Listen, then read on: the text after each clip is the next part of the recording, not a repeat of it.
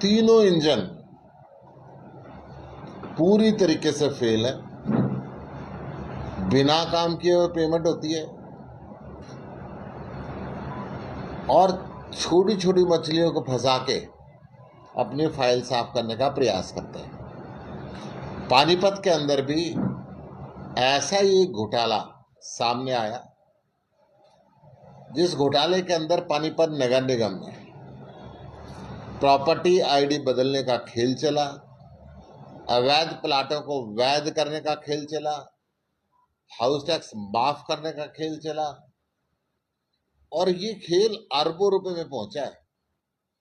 इस खेल के अंदर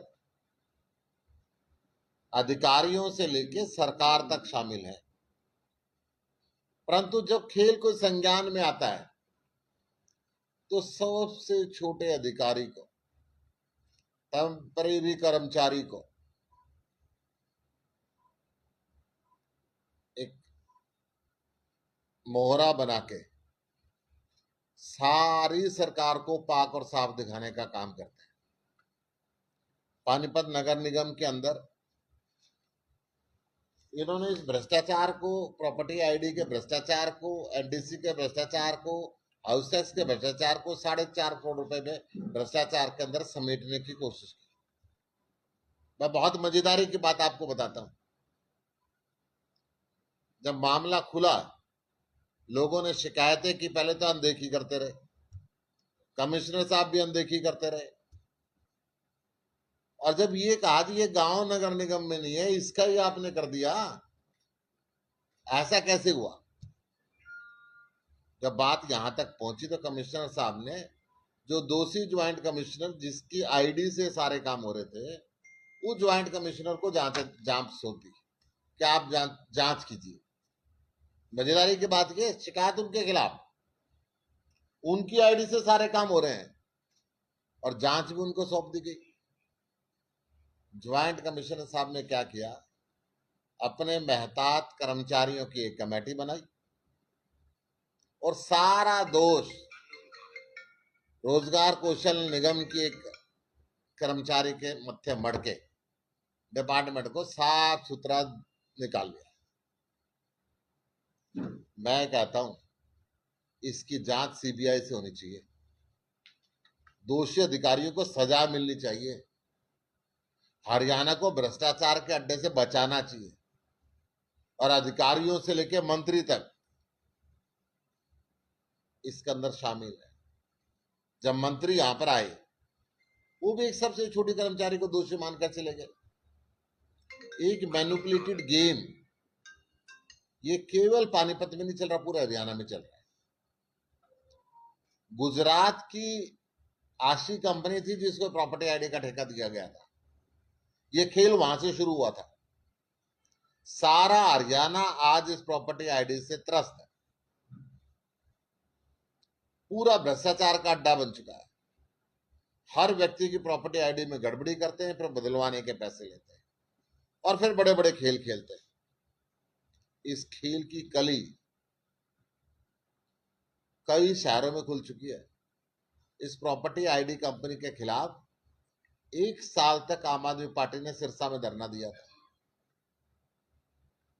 उसके बाद ये कंपनी ब्लैकलिस्टेड तो हुई, परंतु खेल देखिए बीजेपी की ईमानदार सरकार का, ब्लैकलिस्ट करी और सारी उसकी पेमेंट दे दी पुरानी कि साहब आप तो गुजरात के हो, आपका पैसा हम कैसे रोक सकते हैं। और वो ऐसे लूपहोल देके गई, ऐसा सॉफ्टवेयर बनाया, आज उस सॉफ्टवेयर के जरिए किसी के संपत्ति का मालिक कोई बनाया जा रहा है, किसी संपत्ति को वैध बनाया जा रहा है, किसी को अवैध बनाया जा रहा है, किसी का हाउस टैक्स माफ दिखाया जा रहा है, किसी का हाउस टैक्स डबल दिखाया जा रहा है। ब्लैकमेलिंग का एक सिस्टम पानीपत सहित पूरे हरियाणा के अंदर चल चुका है। ये सारे भ्रष्टाचार की कारस्तानी, मेरे पास सारे डॉक्यूमेंट हैं इसके, जो भी पत्रकार बंधु इसको लेना चाहिए ले ले। इसके साथ साथ मैं ये भी कहूंगा कि इन्होंने कागजों में 4.5 करोड़ रुपए का दिखाया है और एफआईआर लिखने की मांग भी की है। ये कमेटी भी देखो, ज्वाइंट कमिश्नर साहब के सारे मेहतातों की कमेटी है। ऐसी स्थिति ठीक नहीं होती। या एफआईआर लिखवाने के लिए उन्होंने ही लिखा है जिनकी आईडी से भ्रष्टाचार हुआ। वो कह रहा साहब नहीं कोई बात नहीं, आप एफआईआर लिख दो, छोटे कर्मचारी है इसके खिलाफ। मैं कह रहा हूँ प्रॉपर्टी आईडी खोलने का प्रावधान ज्वाइंट कमिश्नर लेवल पे था, वहां पे ओटीपी भी आते हैं, टेलीफोन पे मैसेज भी आते हैं, तो ऐसा क्यों हुआ? इसकी गहन जांच होनी चाहिए। आम आदमी पार्टी हरियाणा और आम आदमी पार्टी पानीपत मांग करती है सीबीआई की जांच होनी चाहिए। जब तक जांच पूरी नहीं होती इन अधिकारियों को सस्पेंड किया जाना चाहिए, और ये जितना अमाउंट है वो इनकी संपत्ति को बेचकर रिकवर किया जाना चाहिए, और ये भ्रष्टाचार कहां तक पहुंचा इसकी पूरी जांच होनी चाहिए। तो ये आम आदमी पार्टी क्या सड़कों पर उतरकर भी इसका कुछ विरोध करेगी, भ्रष्टाचार के खिलाफ कोई आम आदमी पार्टी अभी मांग कर रही है, देखते हैं इस पे हरियाणा सरकार कितना एक्शन लेती है। जरूरत पड़ी तो हम सड़कों पे भी आएंगे, जरूरत पड़ी तो धरना भी देंगे, ये सारे काम करें। अभी आप बता रहे थे कि दिखाया इन्होंने 4.5 करोड़ का है, तो असलियत में कितने का आप बता रहे हैं, कितने का है? हम ये कह नहीं सकते 400 करोड़ का भी हो सकता है। अब देखो कितनी कितनी आईडीज के अंदर आप एक महीने के अंदर इन्होंने करीब 400 आईडीज पे हेराफेरी की है। पूरे हरियाणा में किस लेवल पे हेराफेरी चल रही होगी? एक सबसे छोटे कर्मचारी जो कौशल रोजगार निगम के तहत भर्ती हुई, वो तो इतनी हेराफेरी कर नहीं सकती। इसके पीछे कौन कौन है? उन सारे बड़े मगरमच्छों के खिलाफ भी एक्शन होना चाहिए। मंत्री ने कहा है, विपुल आए थे, विपुल गोयल, वो कह रहे थे कि कोई भी बड़ा अधिकारी शामिल हो सब पे कार्रवाई करेंगे। करें, हम तो यही मांग करते हैं मंत्री जी भी इस झूठी रिपोर्ट पर तसल्ली ना करें। ये जो रिपोर्ट है इसमें एक कौशल रोजगार निगम की महिला के ऊपर सारा दोषारोपण कर दिया गया। मंत्री जी खुद इसकी जांच कर लें, और खुद नहीं कर सकते तो सीबीआई को सौंप दें। प्रॉपर्टी आईडी को लेकर के अभी भी लोग धक्के खा रहे हैं। दूसरी तरफ बात करें रोहतक की, रोहतक में जो बीजेपी की पार्षद और मेयर वो खुद आरोप लगा रहे हैं कि हमारे पास प्रूफ है, और इस तरीके की हालत ये देख रहे हैं। सरकार कह रही है कि सुचारू रूप से जनाब ये कंपनी गुजरात की है, सारा हरियाणा रो रो के मर जाए, इनके खिलाफ एक्शन नहीं होता। आप इस बात के गंभीरता से विचार करें। आज हरियाणा का एक गांव, एक शहर इस दुख से बचा हुआ नहीं है, परंतु उस कंपनी के खिलाफ क्या कार्रवाई हुई? उसका एक एक पैसे का भुगतान कर दिया गया, और सारा हरियाणा दिक्कत में। हाल ही में केंद्रीय मंत्री राव इंद्रजीत ने अभी बयान दिया, कल रैली थी, और उस पर मंच से उन्होंने सैनिक को कहा कि रेवाड़ी में इस तरीके का आलम है, जहाँ एक तरफ सरकार कह रही है कि नॉन स्टॉप हरियाणा विकास की रफ्तार तेज हो रही है, ना बारिश में आकर के देखिए मंच पे ही नायब सिंह सैनी को उन्होंने कहा। इस पर क्या? देखिए हरियाणा के गांव के रोड जितने भी देख लें सारे बेकार हो चुके हैं। हरियाणा के अंदर तकरीबन सरकार प्रॉपर्टी के धंधे में लगी हुई है, ध्यान जनता की तकलीफों के अंदर बहुत कम है। हरियाणा में नशा बढ़ता जा रहा है, चिट्टे का नशा बढ़ता जा रहा है। हरियाणा के अंदर बेरोजगारी बढ़ती जा रही है। हरियाणा में अपराध का राज हो चुका है, जंगल राज। गोली मारी जाती है, फिरौती मांगी जाती है, हत्या कर दी जाती है, बलात्कार कर दिया जाता है, परंतु सरकार की कान पे जू तक नहीं रहती। कुछ समय पहले आप एक किसान के घर आए थे विजेंद्र घर, तो उसके बाद आज फिर जो है किसान के जो तमाम संगठन है वो आए थे डीसी को एसपी ज्ञापन सौंपा, और उनसे टाइम भी मांगे कि आगे तक के कारण। देखिए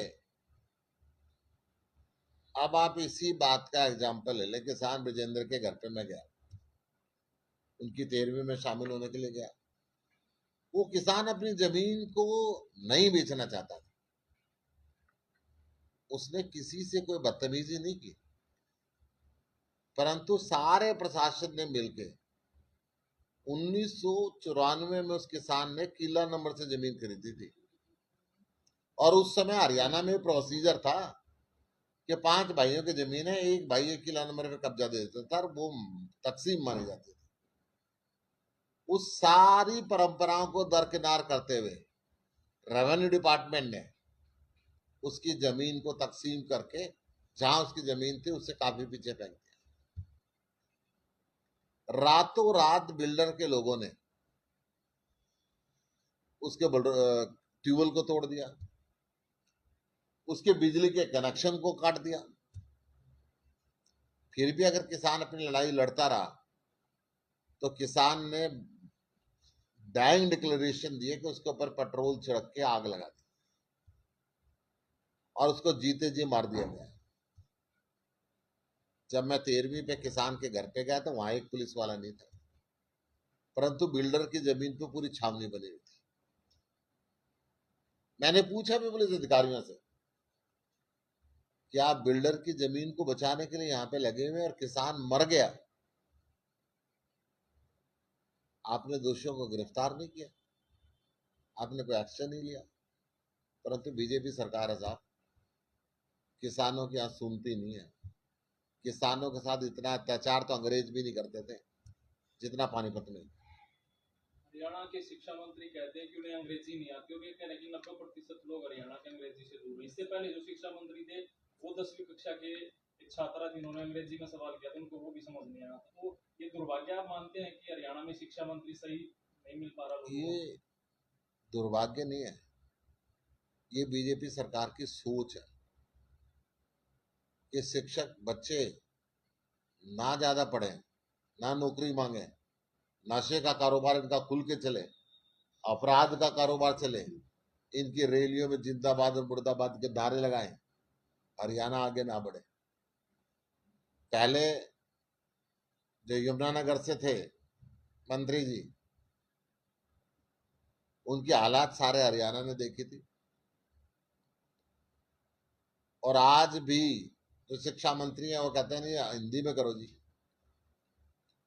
मैं कह रहा हूं ये अपने बच्चों को तो विदेशों के स्कूल में पढ़ाते हैं, विदेशों के कॉलेजों में पढ़ाते हैं, और हमारे बच्चों को कहते नहीं भाई अंग्रेजी से बहुत दूर रहना, कहीं कंप्यूटर चलाना ना सीख जाए। आदेश पारित करते हैं। दुनिया मंगल ग्रह पे पहुंचने की बात कर रही है, ग्लोबल विलेज की बात करती है, अंतर्राष्ट्रीय व्यापार की बात करती है, परंतु हरियाणा के शिक्षा मंत्री कहते हैं अंग्रेजी में लिखना पढ़ना ठीक नहीं। ये दुर्भाग्य ही है। ये साल यूनिवर्सिटी में लगातार छात्र प्रोटेस्ट कर रहे हैं, उनके ऊपर जो है डंडे मारे गए असिस्टेंट प्रोफेसर और उसके साथ साथ अन्य विषय पर। हिसार एग्रीकल्चर यूनिवर्सिटी के छात्रों ने मुझे भी ज्ञापन दिया राज्यपाल जी के लिए, मैं कल उनको भेजने वाला हूं। बहुत शर्म की बात है कि वाइस चांसलर की उपस्थिति के अंदर प्रोफेसर और सुरक्षा कर्मचारी, प्रोफेसर दारू पी के छात्रों के सिर पे सीधे डंडे मारे। ऐसे वाइस चांसलर क्या तुरंत बर्खास्ती होनी चाहिए। आम आदमी पार्टी इसकी मांग करती है। हिसार एग्रीकल्चर यूनिवर्सिटी के छात्रों के स्पॉट के अंदर है। हरियाणा में सरेआम सिर फोड़ दिए जाना छात्रों की कोई अशांतिपूर्ण तरीका नहीं था। गांधीवादी तरीके से वो केवल बैठे थे अपनी मांग को लेके कि उनकी स्कॉलरशिप को कम ना किया जाए। गरीब किसान के बेटे खेती के कॉलेज के अंदर पढ़ने के लिए गए कि कैसे खेती की जाए, और जो वर्षों से स्कॉलरशिप दी जा रही थी उसको वाइस चांसलर साहब ने आदेश पारित करके कम कर दिया। उन छात्रों को ये कहना था साहब जिसके बेस पे हमें दाखिला दिया गया, आज आप उसको कम कर दोगे तो हमारे बस की बात नहीं है पैसे देना। और वाइस चांसलर 2 बार आश्वासन दे चुका था, हाँ जी हम कमेटी बना के ठीक करेंगे। वाइस चांसलर कह चुका था कि आपकी मांग जायज है, परंतु अपने चमचों को दारू पिला के छात्रों के सिर पे लाठी बरसाना, और वो भी पढ़े लिखे प्रोफेसरों के द्वारा, इनके खिलाफ कड़े से कड़ी कानूनी धारा के अंदर कार्रवाई होनी चाहिए।